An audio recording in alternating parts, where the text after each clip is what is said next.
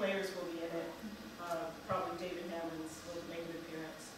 But as I was telling Jennifer, being here and looking at the archives, I'm shifting it more towards being a Latin American, more focused on Latin America. And you had another question. Yeah. Can you go to the last slide? The last slide would be, there you go.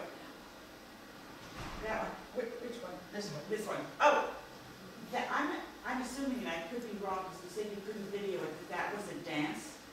Yes. Is it reproducible? I mean, do they have any choreographic sort of notation so that the person, I mean, the costume could probably be worn again. I mean, that still exists, right? It's from 1978. We got stuff in 78. But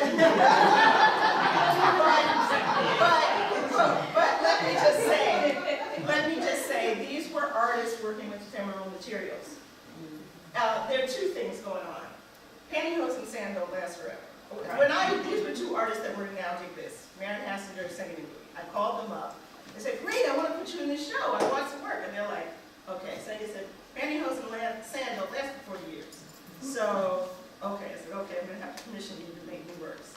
And who knows where that yellow ended up. Marion Hassinger makes big steel works. And I said, where are your works? And she said, you think I'm going to drag that stuff around for 40 years? It got lost along the way in various storage spaces and so on, and goes other places. So sometimes artists don't keep up with their stuff, especially if they're not being quote unquote successful. If nobody wants it, how are they going to keep 40 years of stuff? Sometimes when they become well known, all of a sudden these things appear again, right? What is the head then? I mean, it looks like an assemblage of textures and fabrics and various things that are hanging down and coming out. I mean, do you know what? It's pantyhose and sand. Oh, so all of it? Yep, that's literally. That's so yes. Headdress as well. It's made of pantyhose and sand. There is a video. It's called Shopping Bags, Spirits, and Freeway Fetishes. I believe it's from 1979. It's by a filmmaker named Barbara McCullough. And she actually did a film that chronicles some of these artists at this time period. And there's no video, but she has some of the slides, in the video itself. But what she does have, there's a shot of when she's interviewing Sengin Ngugi. Sengin Ngugi is actually wrapping her head, or it's wrapped and then she unwraps it with this kind of form. So you can actually see her doing that in that particular video. That looks fascinating. Yeah. Yeah, I don't know if you have done any research on Martin Puryear in particular. As you know, we have two pieces upstairs. I was wondering if you see any direct, like you made here, any direct relationship between African art and what he's doing, particularly in Dumlock, if you have any, thing you can share with us. Well, I did write about him, and I did show his work in Sao Paulo in 1989. So a little bit of Martin. Including, I should add, Leather, that's upstairs right now. Yes. So it's included in the show. He did work in Sierra Leone in the Peace Corps, so that is where his influence, you can find his influence, but he also is very specific that he wasn't working with carvers, like traditional African carvers, right? He's working in furniture and other things like that. But he would also be the first to tell you, that he worked also in Scandinavia, or where he also went to school. So he has a variety of influences. I wouldn't say that it was directly about Africa. These people at this moment, and as you can see from the talk, Africa is there, but Africa also gets pushed aside by Japan. So just to say there's people want to say, oh yeah, there's black people in Africa, that's what they do. No, they actually, first of all, it's not in their blood, and second of all, because that's what people always say, oh, it's in your blood, do you remember this? No. They actually saw a show, they said, hey, that looks good. And they also, it's the 70s, right? So people are interested in thinking about their relationship to Africa and what that is about. So I think there's always many things going on in these works. But again, Puryear would tell you, if he was standing up here, he would tell you that he's got a lot of stuff going on, and Africa's just one of the many things that he does have going on. Yeah. Professor Jones, thank you so much for your talk. This is kind of taking a different track in terms of speaking of Afrofuturism. I was wondering if you could discuss race in space and perhaps disembodiment are not represented in space and outer space in the future. Have you seen that in African American visual culture, or perhaps how those narratives are countered and challenged? Well, of course, there was a big Afrofuturist show at Studio Museum in Harlem. So that's the place where you can see that. Specific artists. But I'd also, and then there's the Sonic, right? Because I think this Studio Museum in Harlem show was, very much visual based. Some people criticize it because it didn't have enough music in it. But of course, there's always the George Clintons, the, Sun Ra's, and all the kind of funk aesthetic that shows up in many ways as Afrofuturism. Another great person who works in that vein, I think, is Ralph Lemon, the dancer, and a project that he did, was it called Some Street Day?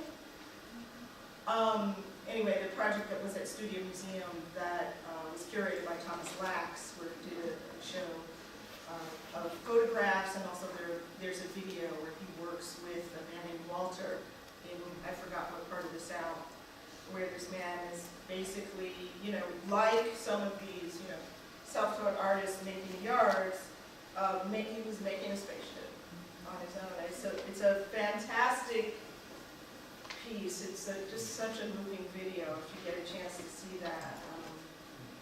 Just moving, because, Ralph Lemon is a dancer, he had a company, he disbanded the company, but then what he started to do was do these kind of private performances just for himself that he documented. So he had this friendship with this man named Walter. He would go and he would do these performances and just do them, and then that would be it. And he'd do things like this, so it was kind of these kind of bound dances without a company. And just an amazing aesthetic. So I would, that particular piece, I wouldn't say all of Ralph Lemon's work is about that, but actually aspects of it are. So you can find that in a lot of people. I mean, Afrofuturism is everywhere, right? Yes. Who are some of the more contemporary Black artists that you would be looking at now that are maybe influenced by the work that you just talked about? Okay. And I just forgot her name. It just flew out of my mind. Abigail. Everybody's influenced by David Hemmings. It's not just Black people, by the way. You can go to Europe, everybody will tell you they're influenced by David Hemmings. So I think David Hemmings, for instance, has influenced the whole world, since the 90s when people started kind of discovering it, and really since the 2000s. There's so many great people working today, though, Ogechi Mutu, Julie Moretu. I'm not saying they would necessarily be inspired by this. There's just, Sanford Biggers, for me, is somebody who really brings this tradition forward. He's a performer. He's not necessarily working with found stuff, but he works just in a variety of ways.